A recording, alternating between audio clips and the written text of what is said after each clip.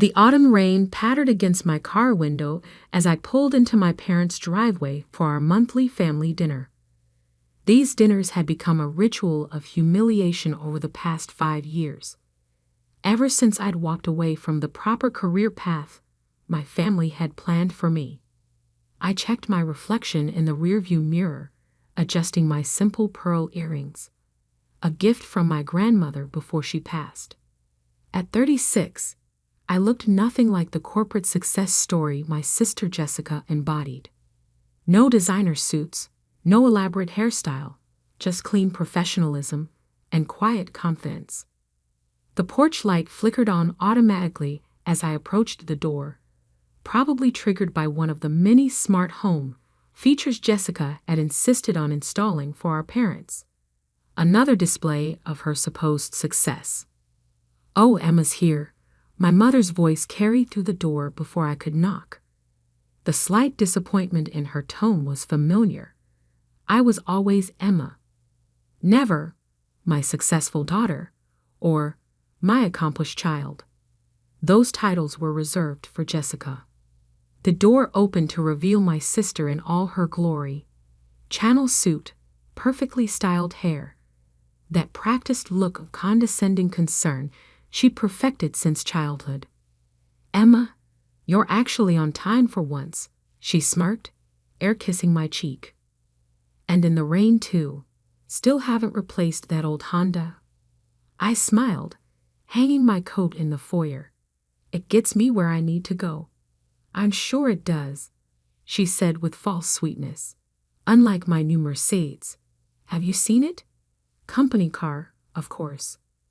One of the perks of being senior VP at Atlas Corp." Ah, there it was. The first brag of the evening, right on schedule.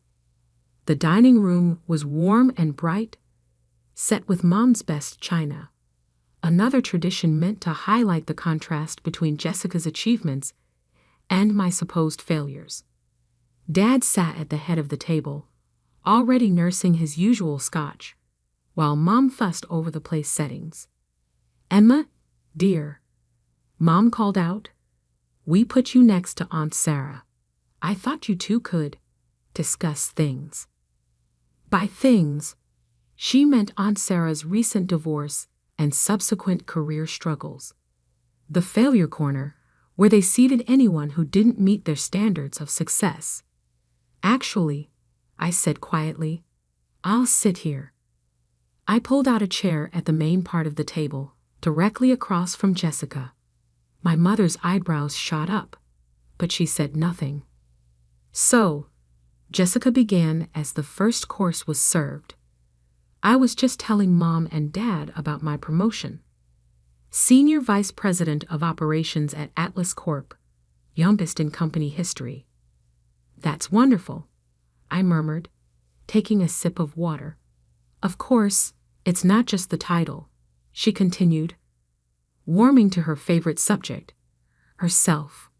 "I'm overseeing the merger with Thompson Industries, leading the restructuring team, basically running the whole show while they search for a new CEO. Dad beamed with pride. "That's my girl. Always knew you'd make it big. Unlike some people," Jessica added, shooting me a pointed look. "Still doing that consulting thing, Emma? Or have you finally realized it's time to get a real job?" Mom jumped in, ever the peacekeeper. "Now, Jessica, I'm sure Emma is doing her best." "Oh, I am," I said, my voice steady. "How's the Thompson merger going? I heard there were some complications." Jessica's smile faltered slightly. "Nothing I can't handle. We're announcing the final details next week. The board's very impressed with my leadership." "Interesting," I said, cutting my salmon into perfect squares. "And the tech integration? All sorted?" "Of course," she said quickly, too quickly. "Everything's proceeding exactly as planned." I nodded, saying nothing. The silence stretched uncomfortably until Mom jumped in with her usual nervous chatter about the neighbor's new landscaping. Actually, Jessica announced, clearly eager to reclaim the spotlight, I should tell you all my big news. The board called me in today for a special meeting. Here it comes. They're expanding my role. She practically glowed. Starting next month, I'll be overseeing all operational integration for both companies. It's practically a CEO-level position. Practically, I echoed. My sister's a nobody, Jessica bragged, turning to our parents. Well, I just got promoted at Atlas Corp. Can you believe it? 2 companies under my control. I set down my fork carefully, dabbed my lips with a napkin and smiled. Congratulations, Jessica. I'm the new CEO there. The silence was absolute. Jessica's wine glass stopped halfway to her mouth. Dad's fork clattered against his plate. Mom's nervous chatter died mid-sentence. What? Jessica whispered. Atlas Corp, I repeated calmly. The board appointed me CEO this morning. I start Monday. That's impossible, Jessica sputtered. I would have known. I'm senior VP. I'm in all the major meetings. The ones you're invited to, yes. I pulled out my phone and pulled up an email. Would you like to see the announcement? It goes out tomorrow morning. But as my direct report, I thought you should hear it from me first. Direct report? The color drained from Jessica's face as the implication sank in. Oh, and about the Thompson merger? I continued, my voice still pleasant. We should discuss those complications you mentioned, particularly the $300 million in undisclosed tech debt you seem to have missed in your due diligence. Dad's scotch glass hit the table hard. Emma, what exactly are you saying? I stood slowly, smoothing my simple black dress. I'm saying that tomorrow morning, Atlas Corp will announce its new CEO. The same person who's been quietly consulting for them for the past 5 years, restructuring their tech division and preparing for this exact moment. I turned to Jessica, the same nobody's sister who's been watching you take credit for other people's work, manipulate reports, and nearly derail a billion-dollar merger. You can't, Jessica started. I can. I cut her off. And I will. Board meeting, Monday morning, 9 a.m. sharp. Don't be late. I picked up my purse and turned to our parents. Dinner was lovely, as always. Though next time, perhaps we could all sit at the main table. The walk to my Honda had never felt so satisfying. Behind me, through the dining room windows, I could hear Jessica's voice rising in panic, Mom's attempts at soothing, Dad's confused questions. But I wasn't done yet. Monday morning would bring more surprises, and Jessica's perfect world was about to shatter completely. The Atlas Corp headquarters gleamed in the early morning sunlight, its 60 floors of glass and steel reaching into the clear blue sky. I pulled my Honda into the CEO parking spot, right next to Jessica's Mercedes, and smiled at the security guard's double-take. Morning, Frank, I said, showing my new badge. How's Sarah doing in college? He beamed. Great, Ms. Thompson. That scholarship program you recommended, it changed her life. Inside, the lobby was buzzing with unusual energy. News of the CEO announcement had leaked, though not the specifics. Employees huddled in small groups, whispering theories and speculation. I caught fragments as I walked past. Heard it's someone internal. Jessica Thompson for sure. She's been telling everyone. Maybe that consultant who fixed the tech division. The executive floor was eerily quiet when I stepped off the elevator. Jessica's assistant, Madison, sat at her desk looking shell-shocked. She'd probably already seen the announcement email scheduled for 8:30 a.m. Good morning, Madison, I said pleasantly. Is my sister in yet? Why, yes, Miss Thompson. She's in her office.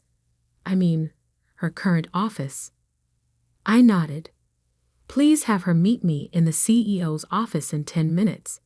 And Madison, you can call me Emma. The CEO's office suite was exactly as I remembered from my consulting days, all mahogany and leather, designed to intimidate rather than inspire. That would be changing soon. Right on cue, my phone buzzed. A text from Jessica. We need to talk. Now. I settled behind the massive desk, opened my laptop, and waited. 3, 2, 1. The door burst open. Jessica stormed in, her perfect composure cracking around the edges. Her channel suit was slightly wrinkled, probably from a sleepless night. What the hell is this? She slapped a printout of the announcement email on my desk. Some kind of joke. Good morning to you too, Jessica. Please, sit down. I will not sit down. Do you have any idea what you've done? I've spent years building my position here, cultivating relationships, proving myself, taking credit for other people's work. I interrupted calmly. Hiding problems in the Thompson merger? Manipulating reports to make yourself look better. She paled slightly but rallied. You can't prove any of that. Actually, I said, turning my laptop around, I can. Would you like to see the evidence? The board has already reviewed it all, of course. It's part of why they chose me for CEO. The board? She laughed, but it sounded hollow. I know everyone on the board. They wouldn't. You know the old board. I corrected her. The one that stepped down last month after the pension fund scandal. The new board? They're a bit more thorough. Jessica sank into a chair, her legs seemingly giving out. How long have I been preparing for this? 5 years. Ever since you took credit for my tech restructuring plan and got your first promotion. I leaned forward. Did you really think I was just some failed consultant all this time? That I didn't notice you using my strategies, my ideas, even my exact phrases in your presentations? I earned my position, she whispered, but the conviction was gone from her voice. No, you didn't. But here's your chance to earn something real. I pulled out a folder and slid it across the desk. Your new position. Junior Operations Manager, reporting to the actual team that's been doing your work all these years. Junior? She looked like she might faint. You can't demote me. I'll resign first. Of course you can resign, I agreed. But then I'd have to include the full details of your creative accounting in the SEC filing. And I don't think your next employer would appreciate that. The intercom buzzed. Ms. Thompson? The board is ready for the morning meeting.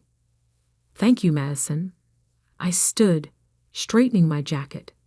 Come in, Jessica. I believe you have a presentation on the Thompson merger. The real numbers this time, please. The boardroom fell silent as we entered. The new board members, hand-picked for their expertise and integrity, watched with varying degrees of interest as Jessica stumbled through her presentation. Every misleading statement, every inflated number, every hidden problem was methodically exposed. And that, I concluded after she finished, is why we'll be restructuring the merger timeline. Teams have already been assembled to address the tech debt issues that were overlooked. Excellent work, Ms. Thompson. The board chair nodded. Both in uncovering these issues and in your previous consulting work that actually kept this company afloat. Jessica's head snapped up. Previous work. Oh yes, the chair smiled. Your sister's been the architect of every major successful initiative here for the past 5 years. Though I believe you took credit for most of them. The meeting ended with Jessica looking thoroughly defeated. As everyone filed out, I caught her arm. Weekly status meeting, my office, tomorrow at 9 a.m., I said quietly. Don't be late. And Jessica? Wear something more appropriate for your new position. Channel suits aren't really junior management style. Back in my office, I began the real work. The Thompson merger needed saving, the tech division needed strengthening, and the corporate culture needed a complete overhaul. My phone buzzed. A text from Mom. Please call us. We need to understand what's happening. I smiled, remembering all those family dinners, all those subtle jabs, and not so subtle comparisons. Nothing to understand. I typed back. Just your nobody daughter doing what she does best, succeeding. The afternoon brought a parade of executives, all suddenly eager to meet the new CEO they'd overlooked for years. Each one had a story about how they'd always respected my work and never really agreed with Jessica's methods. Amazing how quickly people's memories change when power shifts. By evening, Jessica's nameplate had been removed from her executive office door. Her assistant Madison was being reassigned, promoted, actually, to work directly with me. And the Thompson merger team was already implementing the solutions I'd prepared months ago. As I packed up for the day, a final email arrived from Jessica. You won't get away with this. Family doesn't do this to family. I thought about all the times she'd undermined me, belittled me, stolen my work. About all the family dinners where she'd made sure everyone knew exactly how much of a nobody I was. You're right, I typed back. Family doesn't do this to family.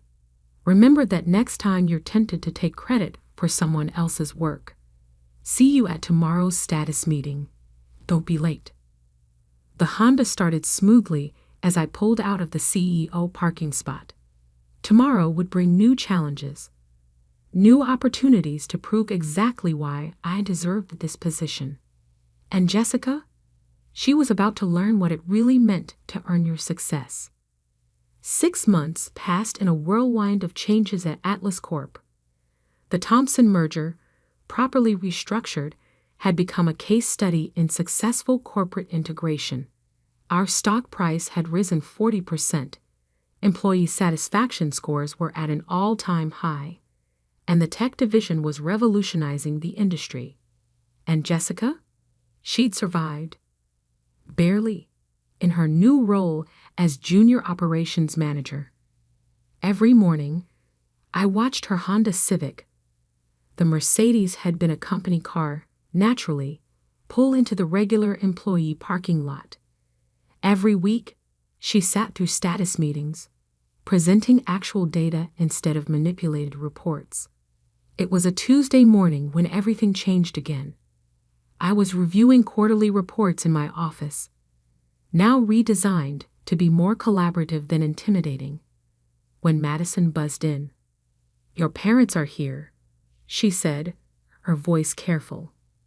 They don't have an appointment, but... I sighed.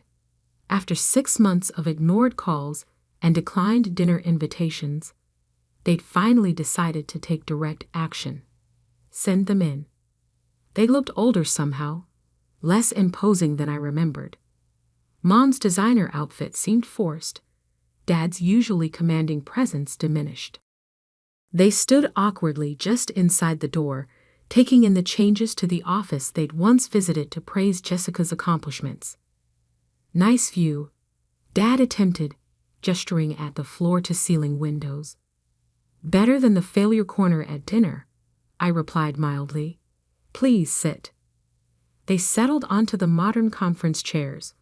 Gone was the intimidating leather furniture of the old regime.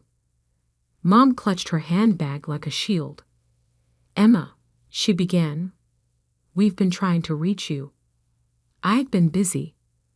Running a company takes time. But you knew that, right? All those times you praised Jessica's 60-hour weeks while dismissing my consulting thing. Dad shifted uncomfortably. About that?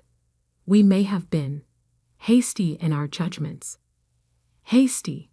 I pulled up a file on my laptop. Let's review, shall we? 5 years of family dinners where I was seated in the failure corner. Countless comments about getting a real job. The time you skipped my consulting firm's launch party to attend Jessica's promotion celebration. Hasty doesn't quite cover it. We didn't know, Mom protested. Jessica always said. That's the problem. I cut in. You never asked me. Never looked beyond the surface. Never questioned why Atlas Corp's success always seemed to align with my consulting contracts. And now, Dad asked quietly. I turned my laptop around, showing them the company's latest financial reports. Now Atlas Corp is stronger than ever. The Thompson merger that Jessica nearly derailed. It's revolutionizing the industry. The tech division she claimed was worthless. It's our biggest growth sector. And your sister? Mom's voice was barely a whisper. See for yourself. I pressed the intercom. Madison, please ask Jessica to join us. A few minutes later, Jessica slipped into the office. Gone were the designer suits and perfect makeup. She wore business casual attire, her hair simply styled, her expression guarded. Sit down, Jessica, I said, gesturing to the remaining chair. Your quarterly review is due. She pulled out a folder. Actual paper, not the glossy presentations of her VP days, and began reviewing her team's progress. Real numbers, real achievements, modest but genuine success. Thank you, I said when she finished. Much better than last quarter. You're learning. Our parents watched this exchange in stunned silence. The power dynamic they'd known for 36 years had completely reversed. One more thing, I added, pulling out another folder. The board has reviewed your performance. They're offering you a promotion. Senior Operations Manager, leading the new regional office. Jessica's head snapped up. Really? You've earned it. I emphasized the word. With actual work this time. The position starts next month, in our Minneapolis office. Minneapolis? Mom gasped. But that's a fantastic opportunity, I finished. Unless you prefer to stay in your current position, Jessica? She shook her head quickly. No, thank you, I accept. After she left, our parents sat in continued silence until Dad finally spoke. We were wrong, he said simply. Yes, you were. Can we fix this? Mom asked. I leaned back in my chair, touching the pearl earrings. Grandma's last gift. That depends. Are you ready to actually see me? Not as Jessica's shadow, not as the family disappointment, but as who I really am. They nodded, looking almost childlike in their uncertainty. Then yes, we can try, starting with dinner. At my house this time. No failure corner, no comparisons, no judgments. Just family, learning to see each other clearly. That evening, after they left, I stood at my office window watching the city lights flicker to life. My phone buzzed with a text from Jessica. Thank you. For the promotion, for the chance, for everything. You earned it, I replied. That's the difference. Another text, this time from Mom. Your home is beautiful, just like you. We're so sorry we didn't see it sooner. I smiled, touching the pearls again. Success, I'd learned, wasn't about corner offices or designer suits.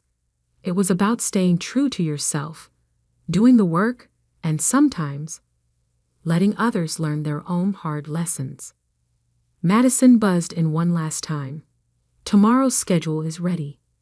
Board meeting at 9, strategy review at 11, and the Thompson team presentation at 2. Thank you, Madison. Oh, and one more thing. Yes. Move the family photo from the failure corner to my desk. It's time to make some new memories. The city lights twinkled below, reflecting off the glass and steel of the building that had become my domain. Not through manipulation or false claims, but through hard work, patience, and the quiet confidence that truth eventually prevails. Sometimes the best revenge isn't just proving them wrong, it's teaching them to be better.